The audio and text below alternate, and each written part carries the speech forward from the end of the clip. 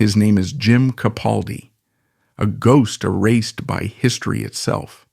He wrote the words to Dear Mr. Fantasy. He crafted the dark, poetic soul of the low spark of high-heeled boys. But history only remembers the voice that sang his words. His career is a cruel paradox. He was the poet of a band defined by a voice. He was the heartbeat in a band defined by a prodigy. He devoted his life to building a legend, only to be swallowed by that legend, reduced to a footnote.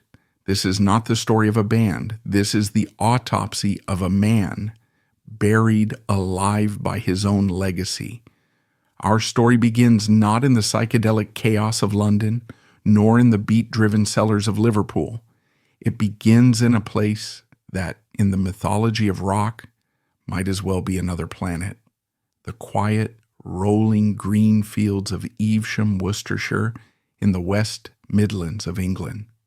This was the countryside. It was a place of ancient market towns, rolling hills, and apple orchards. It was a land of quiet tradition, a place that valued conformity and looked suspiciously at outsiders.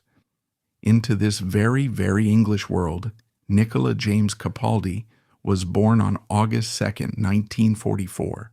His name, Nicola, was the first clue. He was an outsider from birth. His father was an Italian immigrant from Campobasso, who had come to England before the war. He was a man with music in his blood. While the English families of Evesham were struggling through the gray post-war rationing, listening to the reserved tones of the BBC, Jim's father was playing the accordion, filling their small working-class home with the passionate, melancholic, sun-drenched folk songs of his homeland. This was Jim Capaldi's first and most important education. He wasn't just hearing English swing or post-war pop. He was absorbing by osmosis the rhythm of Italy, a different, more ancient, more romantic, and more emotional pulse. This, combined with the material hardships of the era, forged his identity. In the schoolyards of Evesham Grammar School, he was the kid with the foreign name, the Italian boy in the middle of the English countryside. This feeling of being different, of being an outsider, became the central driving force of his life. It was a wound, but it was also a gift. It meant he was never truly part of the world around him. He was always watching it. It gave him an observer's eye. It turned him into a poet. His father, the accordion player, didn't just play music, he encouraged it. While other working-class fathers were pushing their sons towards sensible jobs at the factory or the farm, Jim's father was filling his son's head with magic. He introduced him to the revolutionary, complex, and dangerous sounds coming from America. He wasn't just hearing rock and roll, he was hearing jazz. He was absorbing the sophisticated, complex, offbeat rhythms of Charlie Parker. He was feeling the joyous, rolling, piano-driven pulse of Fats Domino. His musical DNA was being formed by this impossible fusion. 19th century Italian folk songs, 1940s New York bebop, and 1950s New Orleans R&B. He wasn't a prodigy like Steve Winwood, who seemed to be born with a perfect, fully formed voice. Jim was a worker, he was a student, he was a thinker. He wasn't drawn to the spotlight, he was drawn to the engine room, he was drawn to the drums. He attended Evesham Grammar School, but his real education was happening at home, in his bedroom, behind that drum kit. Music wasn't just a hobby, it was an escape. It was the one language that made his outsider status feel like a strength. It was the one place where his Italian passion and his English reserve could merge and make sense. He was forming his identity. He was not just a drummer, he was a rhythm maker. He was not just a boy from the country, he was a poet, quietly observing the world that he was not quite a part of. This was the foundation, the soul. At 16 years old, in the very early 1960s, he made his choice. He left school. The sensible job could wait. His life was going to be about music. He was now a professional musician. And in the early 60s in the West Midlands, that meant one thing: grinding. This was not London. This was not Liverpool. This was the Midlands. This was Birmingham, Worcestershire, the Black Country, the industrial, unglamorous, working-class heart of England. The grind here was different. In Liverpool, bands were playing for kids in cellars, creating a scene. In the Midlands, bands were playing for tough, working men in clubs, trying to be heard over the sound of clinking pint glasses. It was tough, it was honest, and it was 1,000 miles from the pop explosion that was about to happen in the North. In 1963, Jim Capaldi formed his first serious band, the Hellions. They were a raw, energetic R&B band, and Jim was their beating heart, their drummer. And in that band, playing lead guitar, was another young, ambitious man from the area, Dave Mason. This friendship, forged in the back of a freezing van on the way to a gig in a coal mining town, would become one of the most creatively fruitful and one of the most destructively volatile partnerships in rock history. The Hellions were a good band. They were local heroes. They even won a regional battle of the band's competition. But they were, like Jim, outsiders. They weren't from the right city. They weren't part of the Mersey beat scene. They were grinders, apprentices, learning their craft in the smoke and sweat of the industrial heartland. As the 1960s progressed, the musical world was changing. The Beatles and Bob Dylan had torn up the rule book. Music was getting stranger, more colorful, more experimental. And so the Hellions evolved. They changed their name, a name that perfectly captured the shift. They became Deep Feeling. The name said it all. This was no longer just R&B covers. This was psychedelic blues. This was a jam band. They were stretching out, experimenting, influenced by the new sounds coming from America's West Coast. And in this new free-form environment, Jim Capaldi wasn't just the drummer anymore. He was finding his other voice. He began to write lyrics. And his lyrics weren't the simple, I love you, you love me, she loves you, yeah, yeah, yeah of the pop charts. They were abstract. They were visual. They were surreal and poetic. They were, like him, a product of his outsider perspective. A little bit of Italian folktale, a little bit of English pastoral, a little bit of jazz-fueled beat poetry. Deep Feeling was a band ahead of its time. They were playing the clubs in Birmingham, and they were good. They were really good. But the London record labels, the men in the suits, didn't know what to do with them. They were too weird. They weren't pop. They couldn't be packaged. Deep Feeling failed to get a record contract. This was Jim Capaldi's first great failure. He was now in his early 20s. He had been a professional musician for years, grinding it out, only to see his most creative, most personal project stall and die. He was a local hero, going nowhere fast. He was a poet with no audience, a rhythm maker with no band. He was stuck.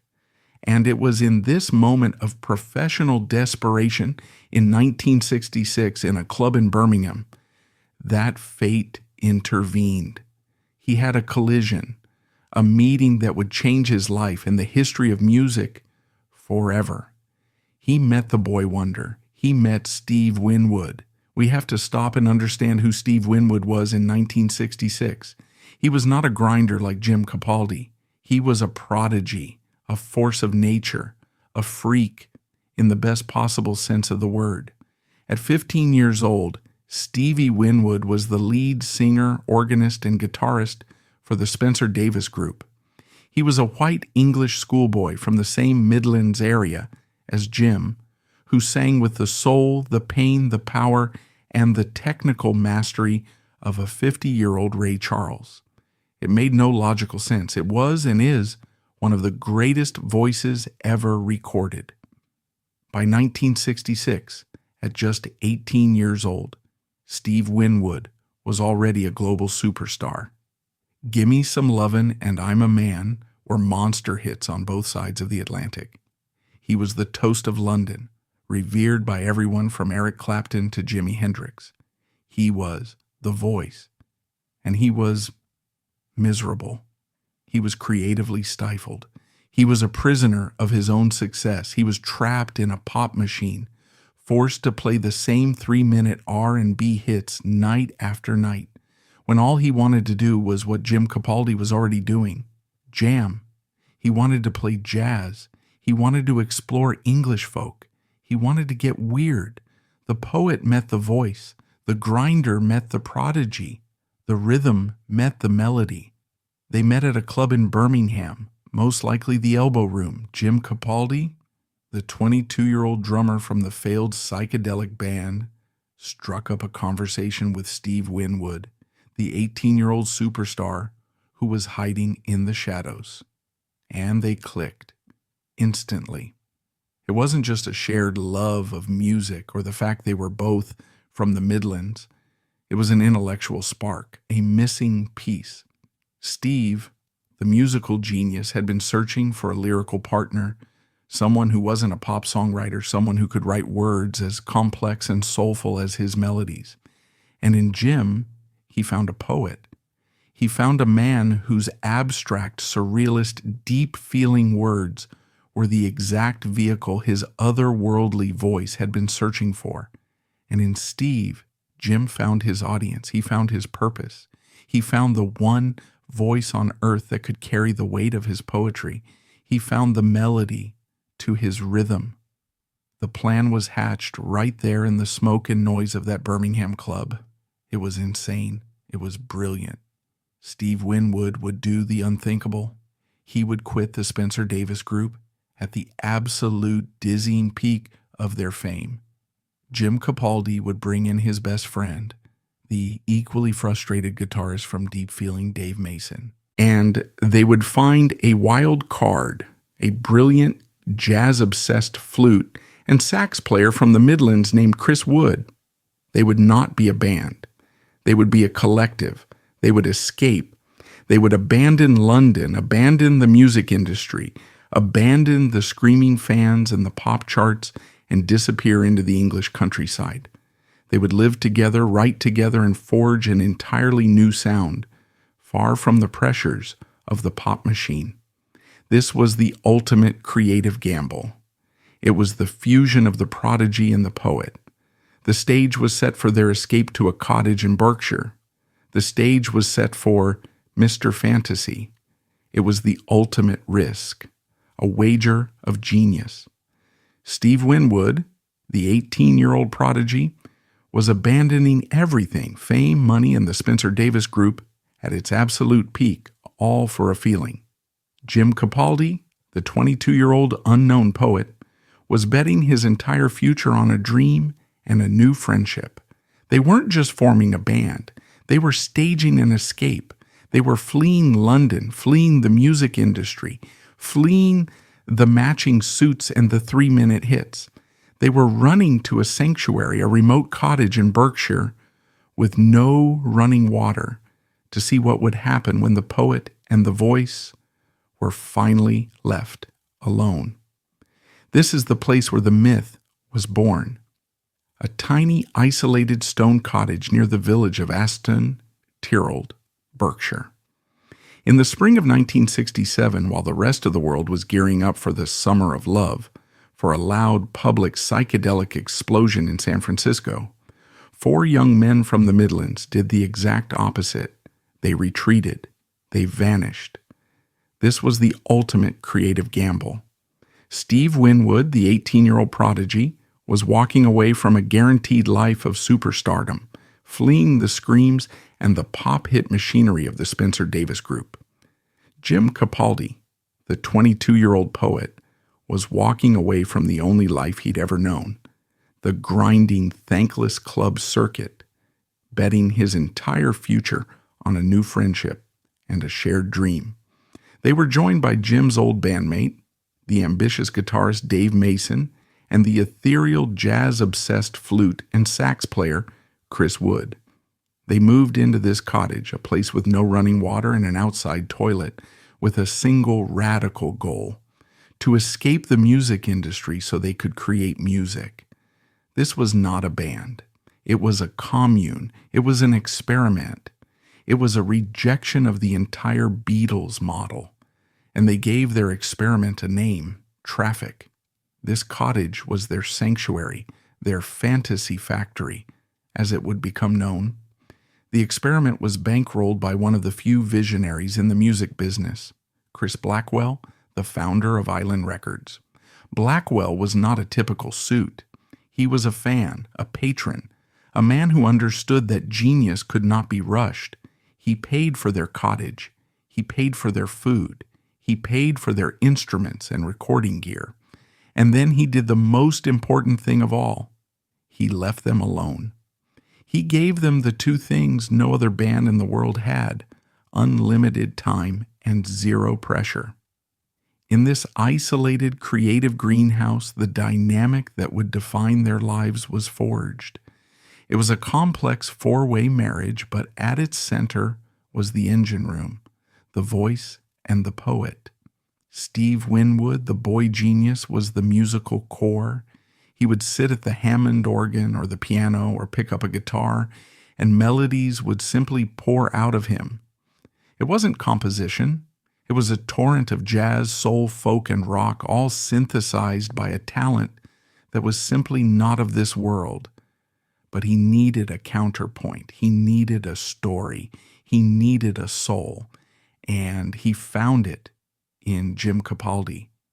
Jim was the heartbeat. He was, of course, the drummer. His rhythms were the foundation, a brilliant, unconventional fusion of the jazz he'd studied, the R&B he'd played for years, and the Italian folk pulse he'd inherited.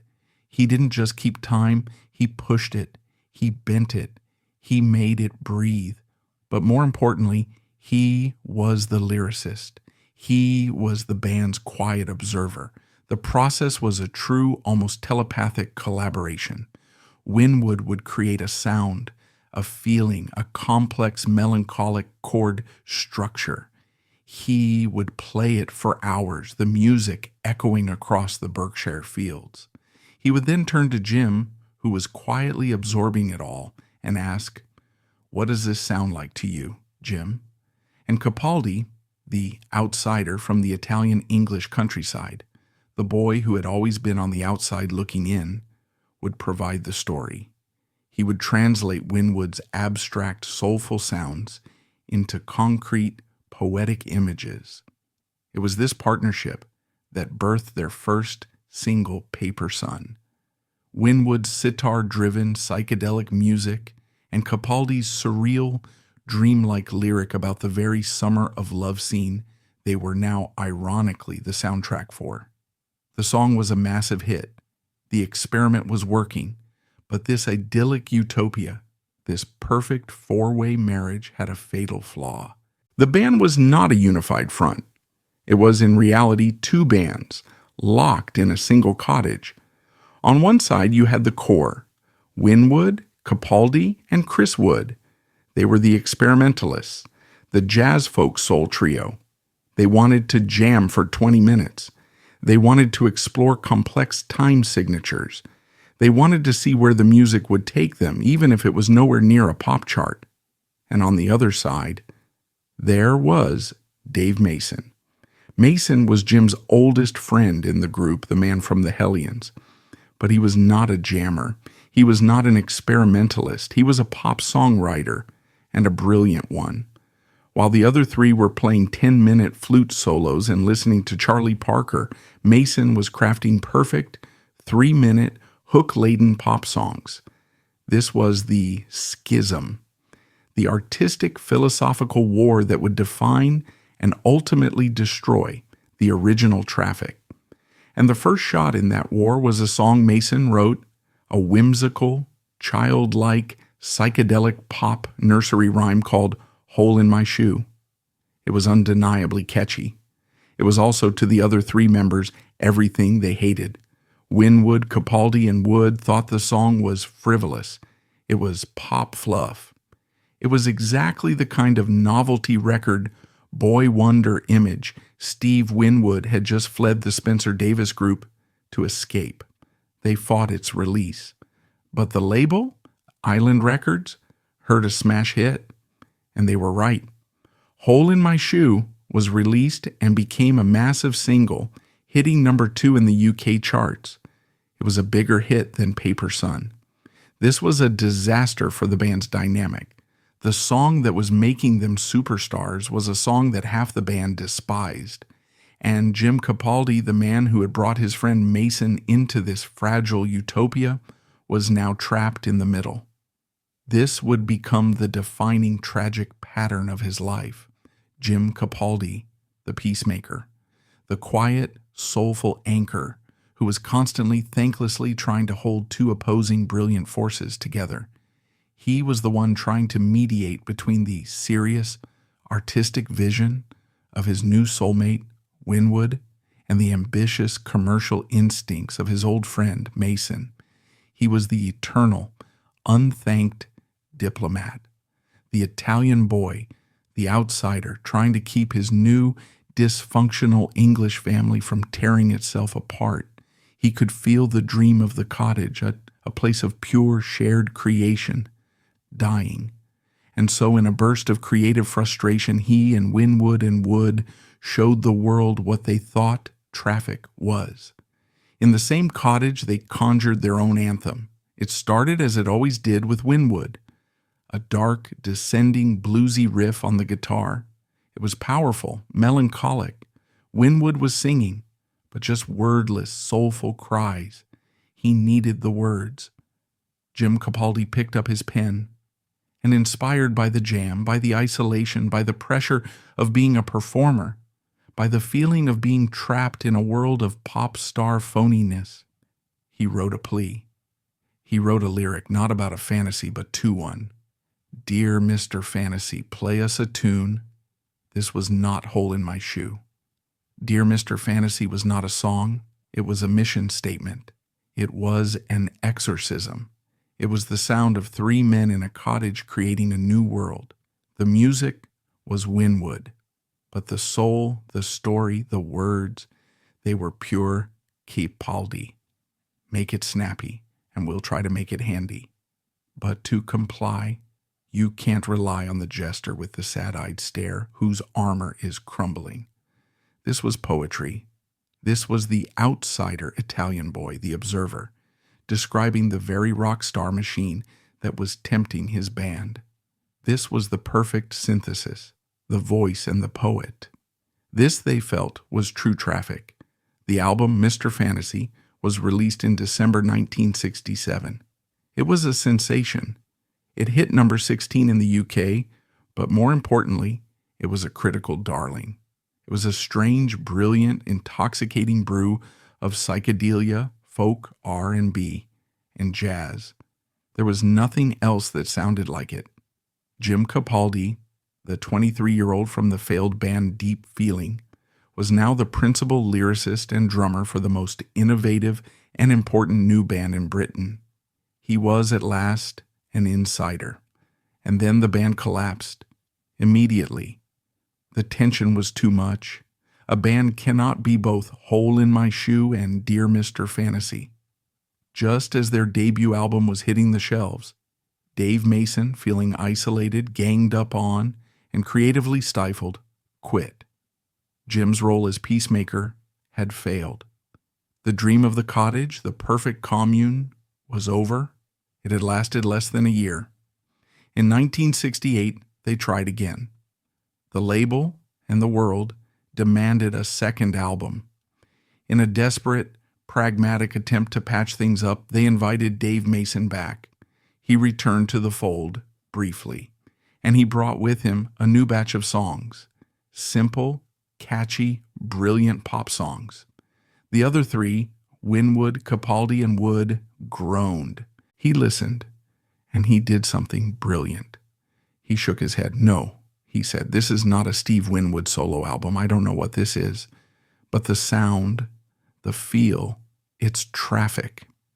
He convinced them to release it, not as a solo record, but as a reunion.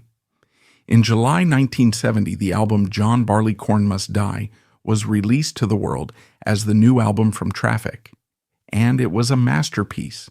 This was a new Traffic, a different beast. The internal war was over. The pop influence of Dave Mason, the hole in my shoe whimsy, was gone completely.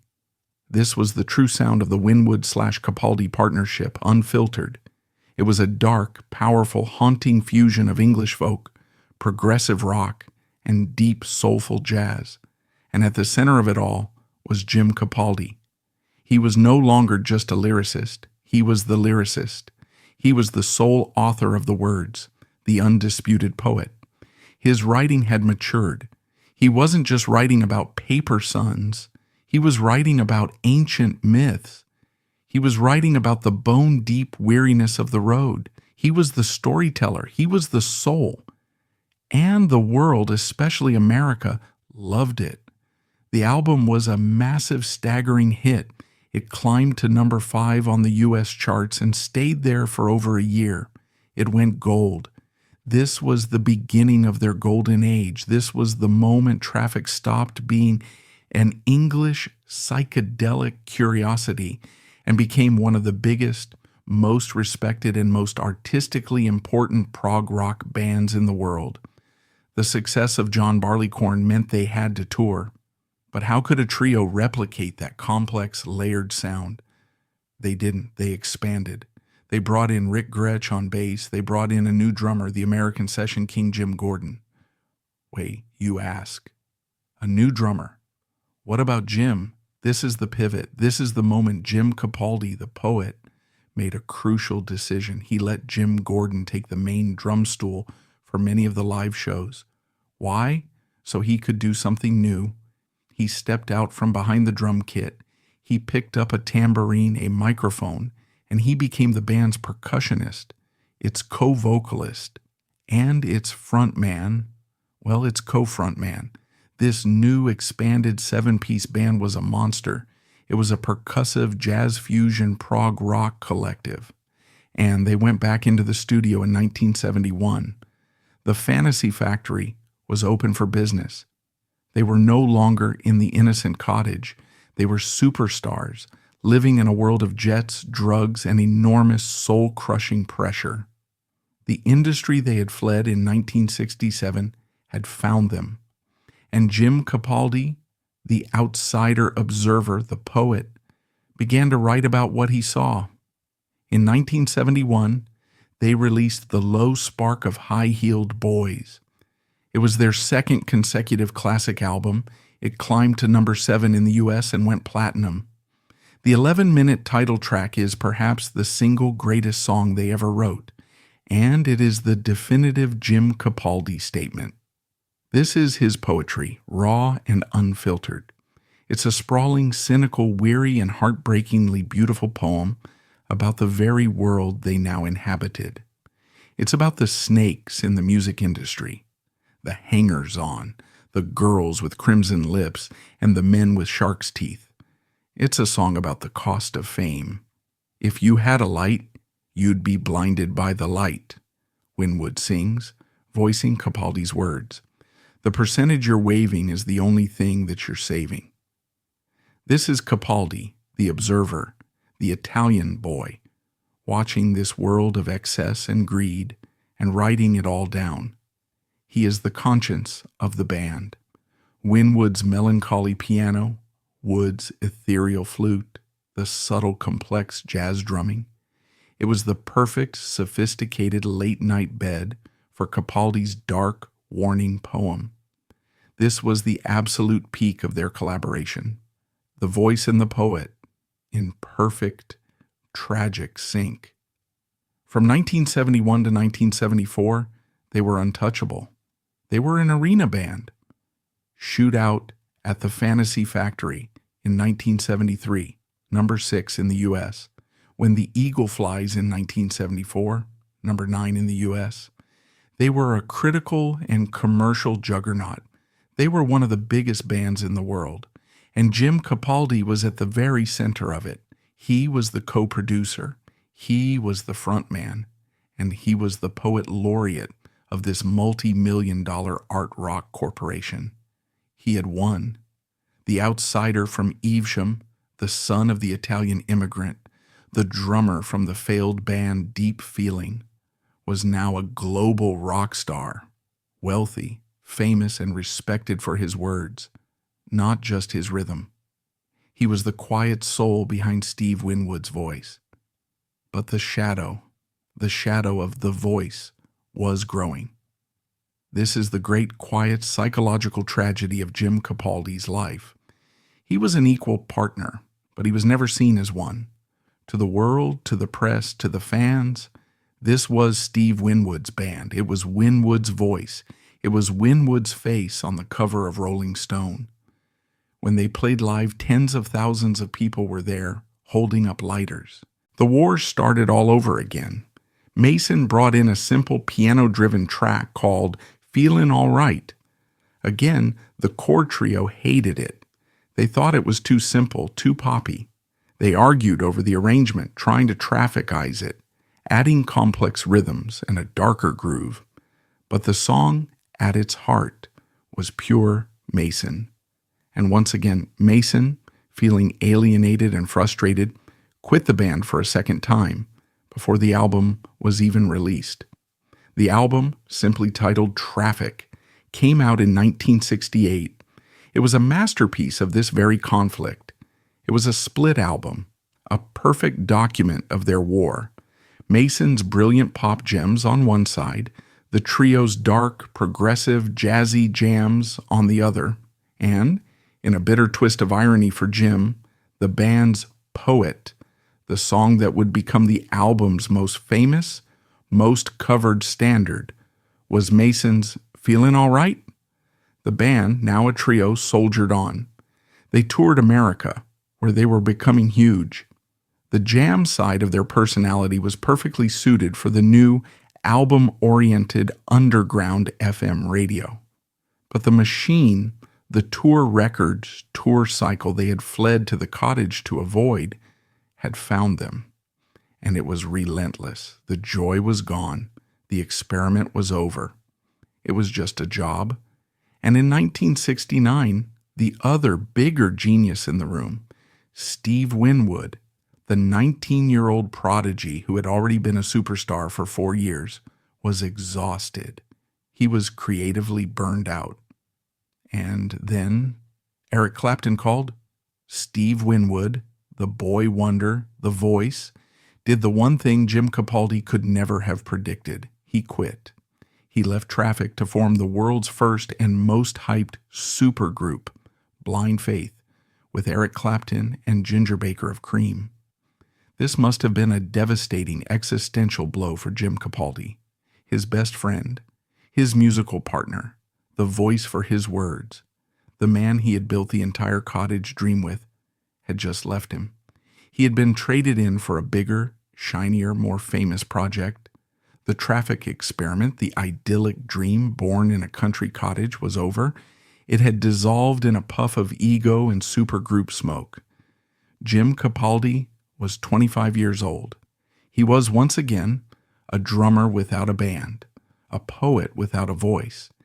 He had tasted the pinnacle of artistic creation only to watch it crumble to dust. He did the only thing he could. He retreated from the spotlight, his future completely, terrifyingly uncertain. The grass, as it so often turns out, was not greener. Blind Faith, the supergroup, imploded after just one album and one disastrous tour. It was a project crushed by its own hype. Steve Winwood, the prodigy, found himself in 1970 exactly where Jim Capaldi was, alone without a band and creatively, terrifyingly adrift. He was a superstar with no home, and Jim Capaldi? He had spent the last year in the wilderness. He had tried to form a new band, Wooden Frog, with Chris Wood, but it had gone nowhere. He was back to being a grinder, a musician for hire. The poet had been silenced. And then the phone rang. It was Steve. But this was not a call of reconciliation, not at first. Steve wasn't calling to get the band back together. He was too burned by that. His plan was different. He was finally going to do what he'd always threatened to do: record his first solo album. He had the music, he had the melodies. But, as always, he was missing one crucial piece. He was missing his soul. He was missing his lyricist. He called the one man in the world he knew he could trust. The one man who had never tried to steal his spotlight. The one man who understood his musical language. He called Jim. The request was simple. "Jim, I'm making a solo record. I have these ideas. Would you be willing to write with me and maybe lay down some drums?" This is the key. Jim Capaldi was invited back not as a partner, but as a session man, a lyricist for hire, and a drummer. Capaldi, the eternal peacemaker, the anchor, agreed. He brought in their third musketeer, the ethereal Chris Wood, to add flute and sax.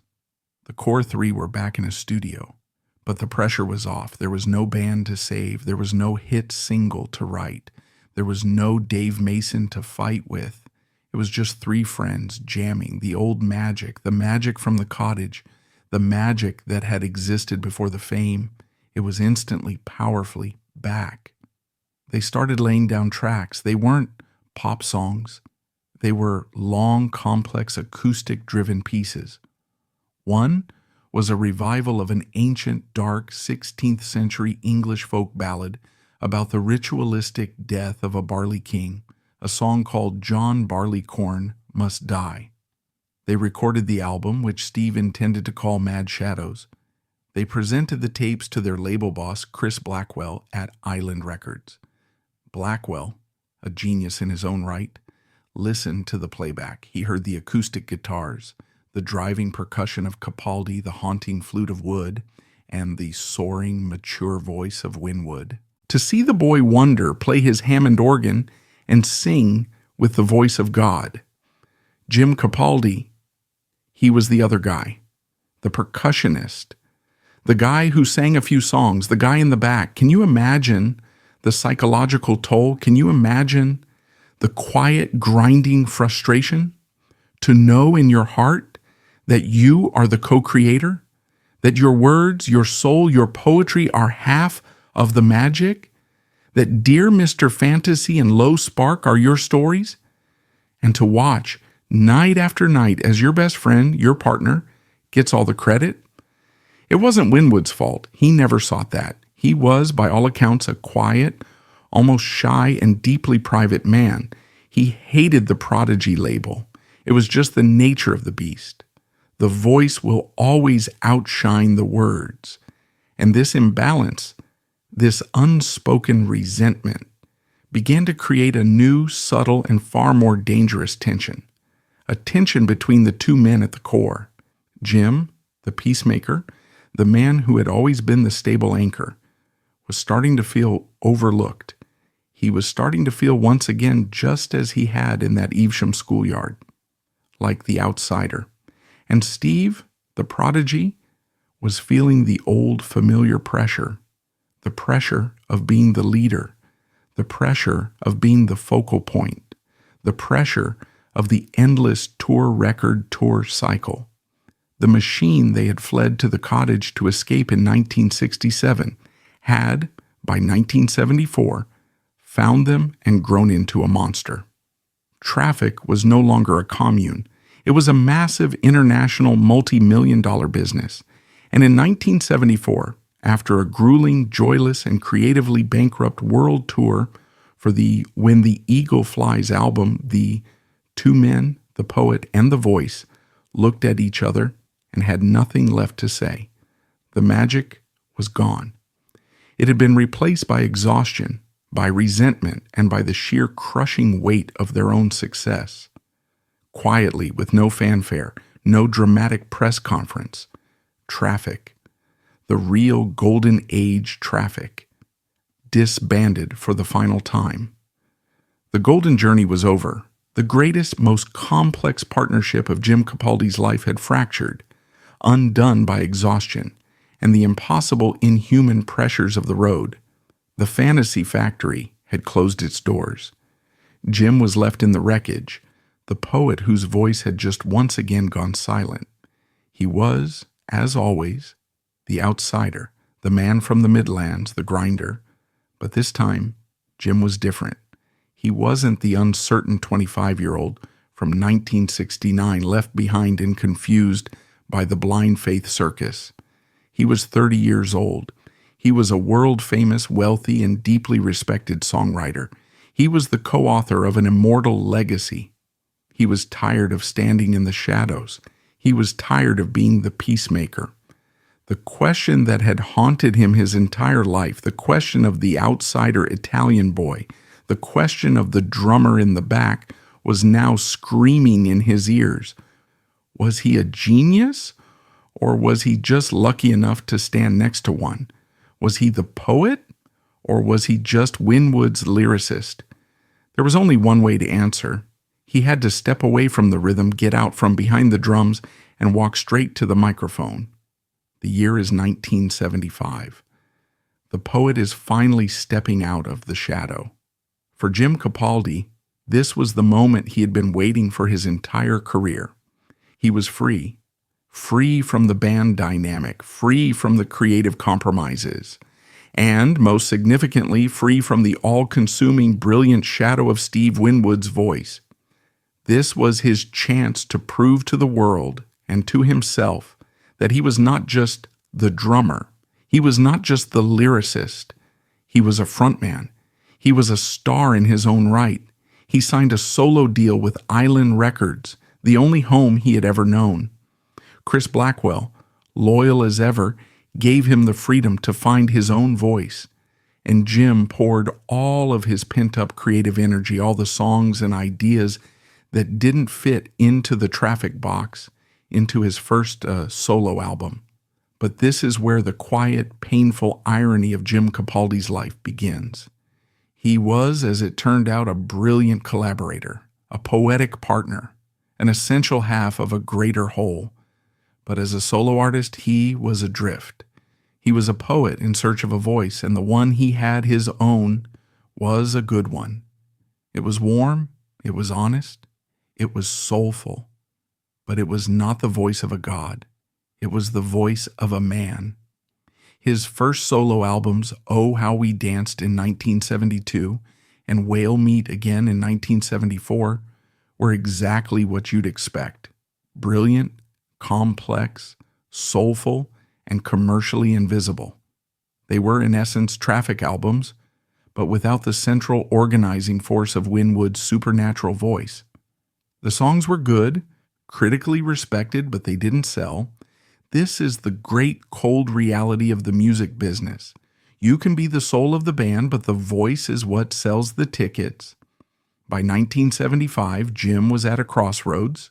He was free, but he was failing. He needed to make a mark. Yeah, he was desperate for a hit, for a sign, for one single piece of validation that he could make it on his own. He went into the studio to record his third solo effort, Shortcut, Draw Blood. He poured everything he had into it, and he decided to record a song that he and the rest of Traffic had always loved. A beautiful, devastating ballad from 1960 by the Everly Brothers. The song was Love Hurts. This was it. This was his moment. Capaldi's version of Love Hurts was not a polite cover. It was a primal scream. It was a 1970s power ballad drenched in strings with his own voice. A good voice. A real voice, but not a perfect one. Straining with genuine, raw nerve emotion.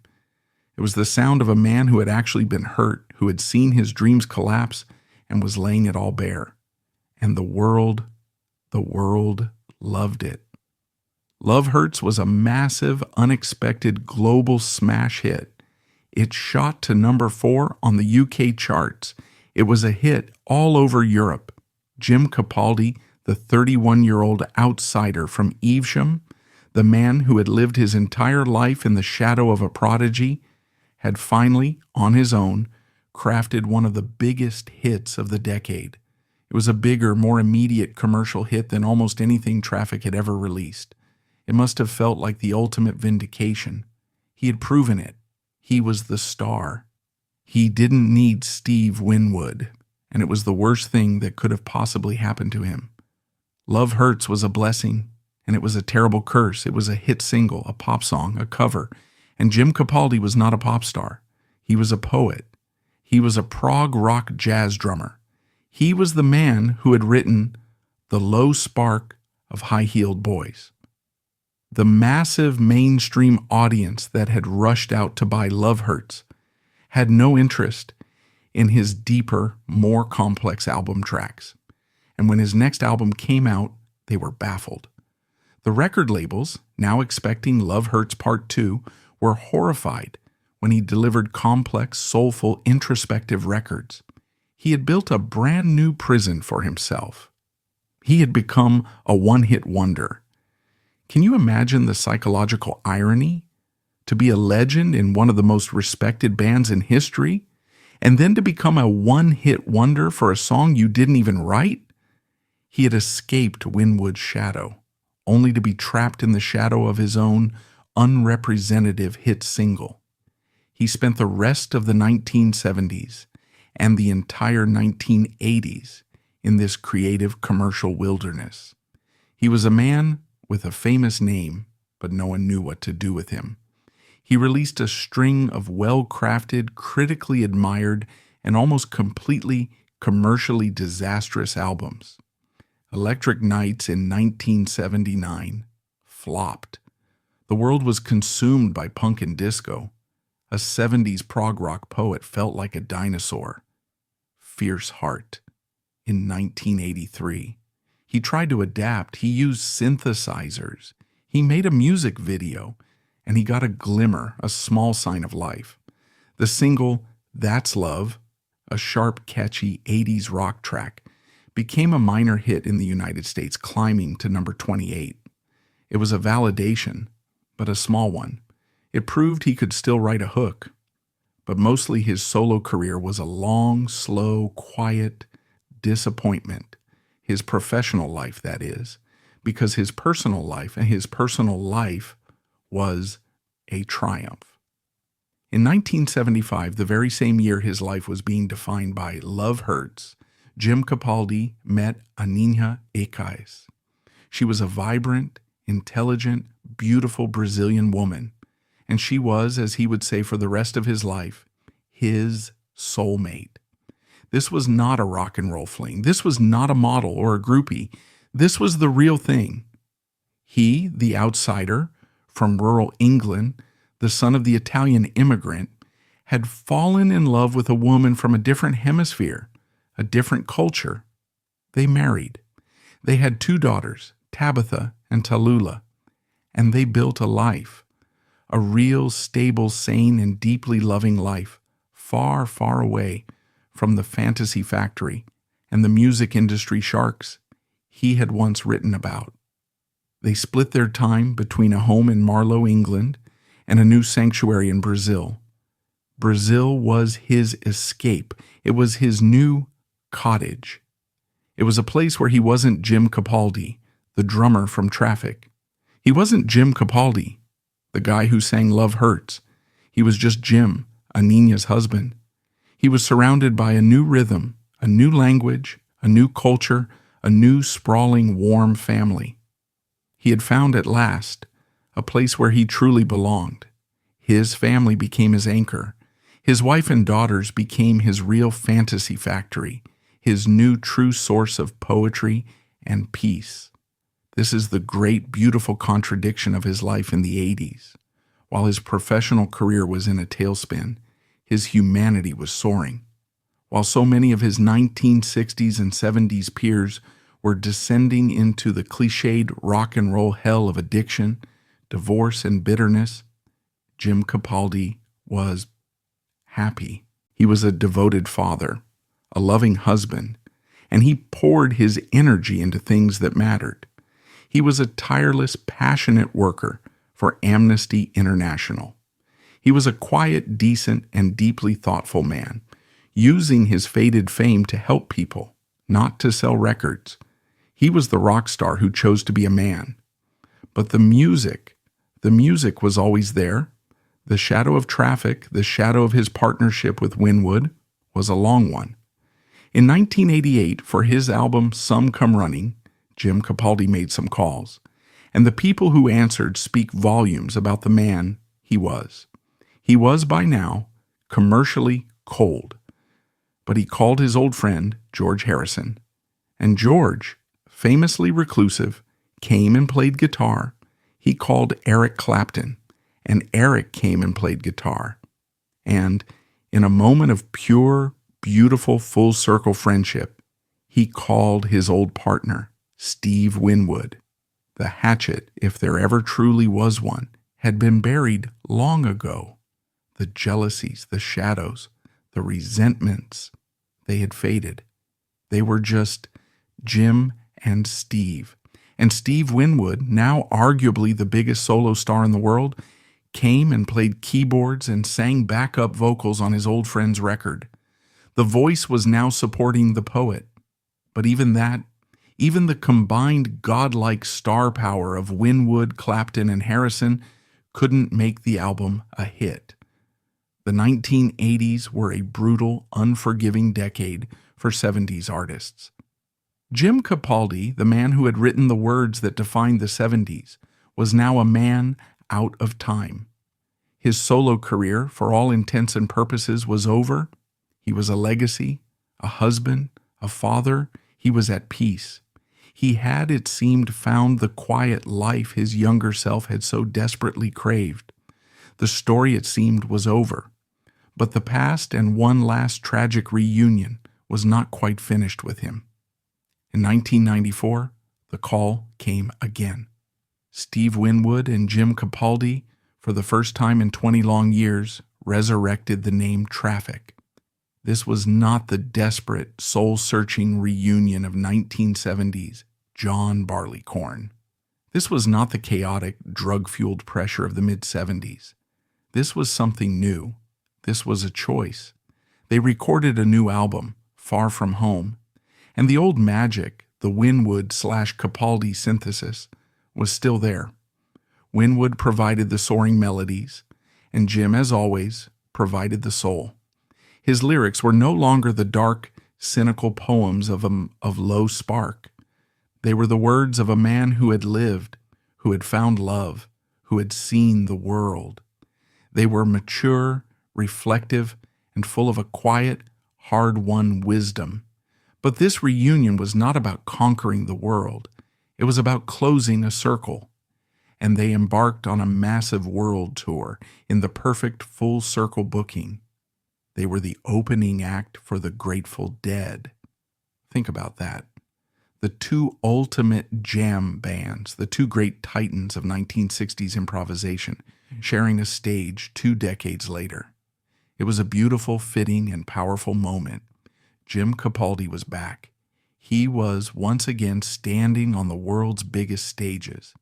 But this time, he was not the other guy. He was not the drummer.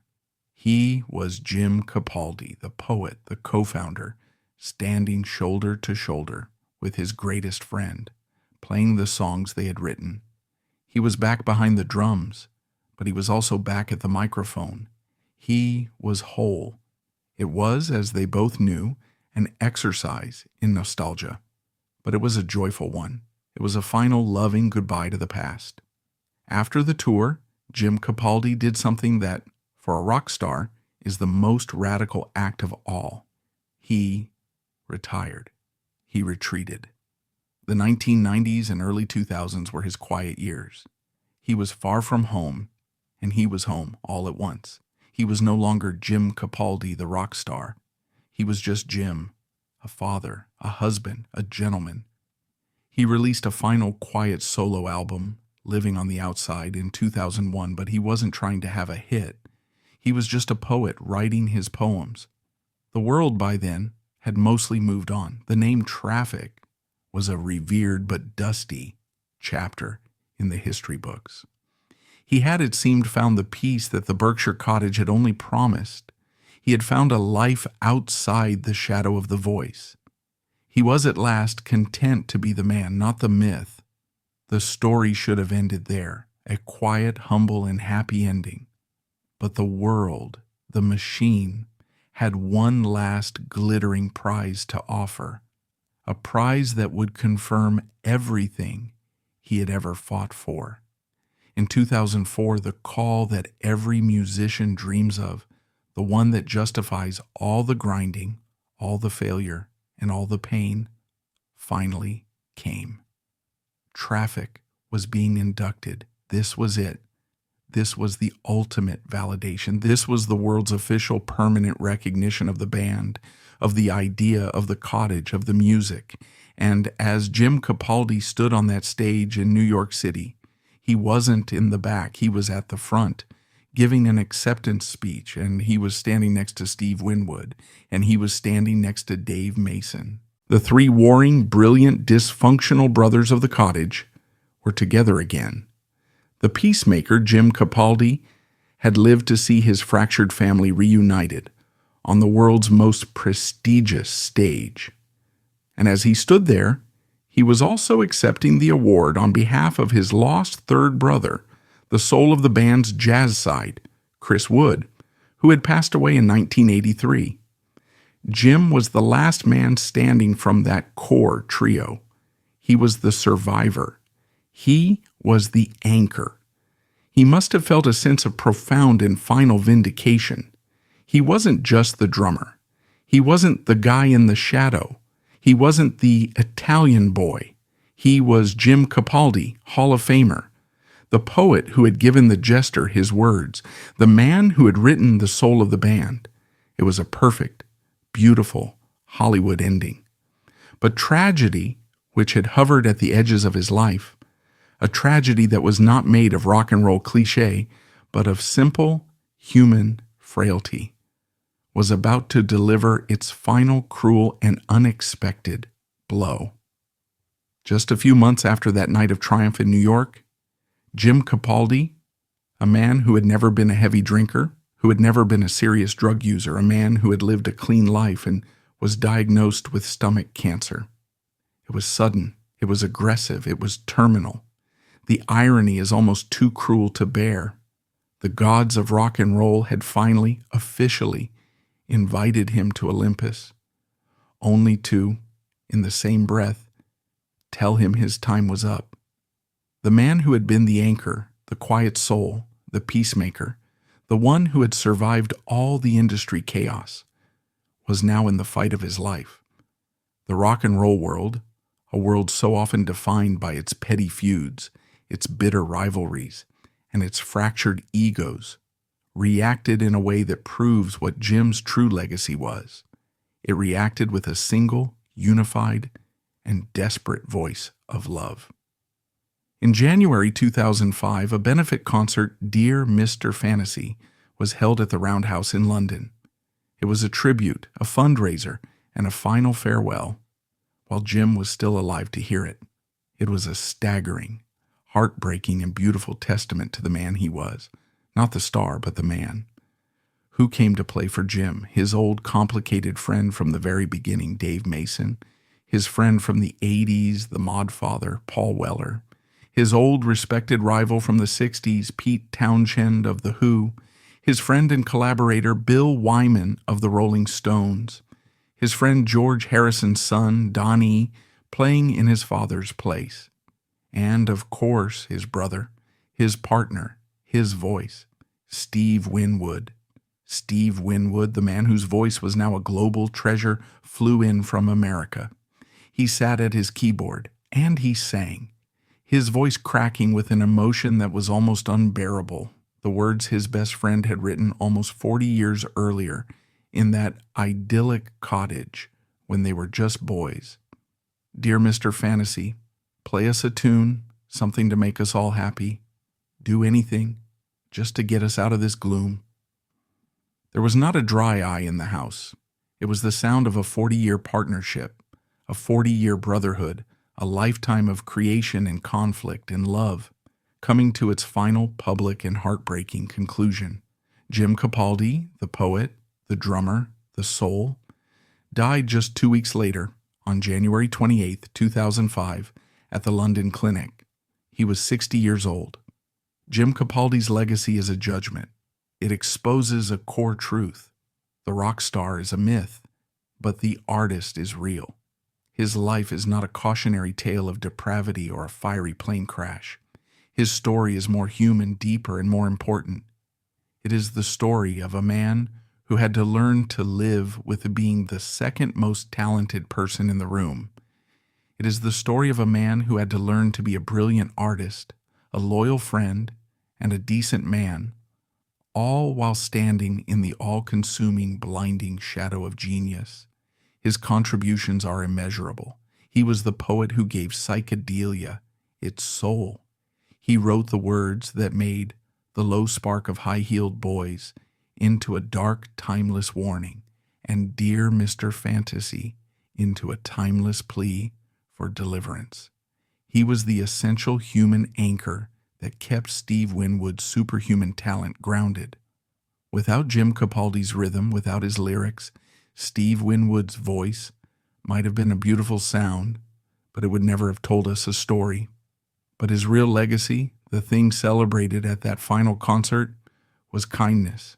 He was a peacemaker, a diplomat, a man who, when his band broke up, his solo career failed, and his fame faded, simply came home, loved his family, and found a different, deeper, sweet home in the arms of his wife and Brazilian culture. He was a rock star who chose to be a man. In 2011, a box set that compiled his entire career was released. It was called, of course, Dear Mr. Fantasy, the Jim Capaldi Story. It was a testament to the poet, the drummer, and the unsung indispensable soul of one of the greatest bands in history. He was the rhythm. He was the lyrics.